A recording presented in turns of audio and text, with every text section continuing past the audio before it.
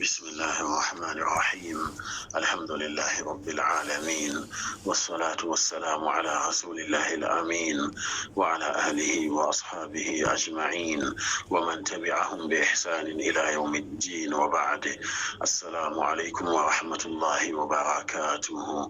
يومنا رانا الجمعة شابير قوة ذو الحجة هجرانا دا شكرا دبو دا داري هدو دا 45 wanda daidai da 21 ga watan Jun miladiya shekara ta 2024. hadisin yau عن عبد الله بن مسعود رضي الله عنه قال رسول الله صلى الله عليه وسلم: أول ما يقضى بين الناس يوم القيامة في الدماء. رواه البخاري ومسلم. حديث يوم وشدق ببن صحابي عبد الله بن مسعود يرضى الله يتبت أقريشي دشد سوى صحابة من الله صلى الله عليه وسلم قباكي دايا وأن ببن صحابي عبد الله بن مسعود شين رويت ويتي من الله tsira da aminci Allah su kara tabbata a gare shi ya ce: awwalu ma yuqda bainan nasi yawm al-qiyamati fi ad-dima. abun farko da za a fara yin hukunci tsakanin mutane inin kiyama a ciki shine ainihin hakan al'amari na jini.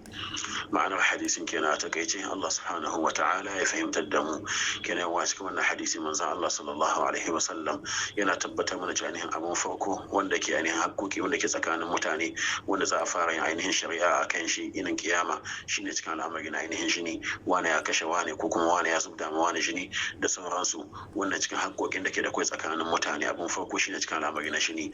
bangaren ibadu kuma ibadar farko da za a fara yin hukunci akai ainihin ita ce sallah. bangaren ni'imomi kuma ni'imar farko wanda za a fara bincike akai shine ainihin lafiyar gaggan jiki da kuma ainihin ruwan sanyi. ma'ana ina kiyama Allah subhanahu wa ta'ala zai tambaye bawa: shin ban baka lafiya a gangan jikinka ba? shin ban kosar da kai da ainihin ruwan sanyi ba?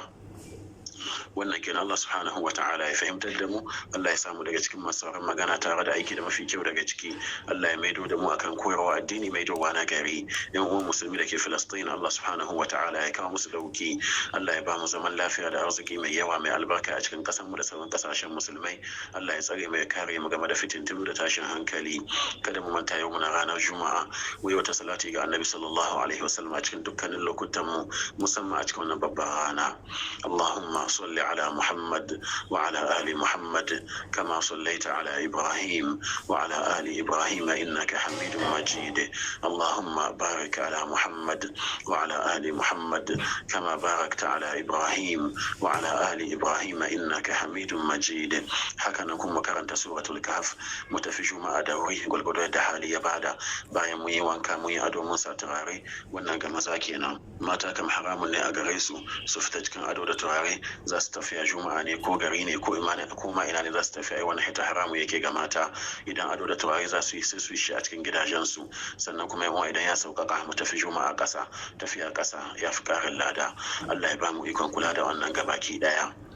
inda muka yi daidai Allah subhanahu wa ta'ala ya karba daga gare mu. inda muka yi kuskure Allah subhanahu wa ta'ala ya yafe mana. marigaya daga cikin musulmai Allah subhanahu wa ta'ala ya yafe musu. Allah ya shigan su, Allah ya sa su huta. mu da muka yi saura Allah subhanahu wa ta'ala ya raya mu rayuwa ta musulunci. Allah ya dauke mu na masu imani. kada Allah ya dauke mu da haƙƙin wani akan wuyayen mu. Allah ya sa mutuwa ta zama hutu a gare mu.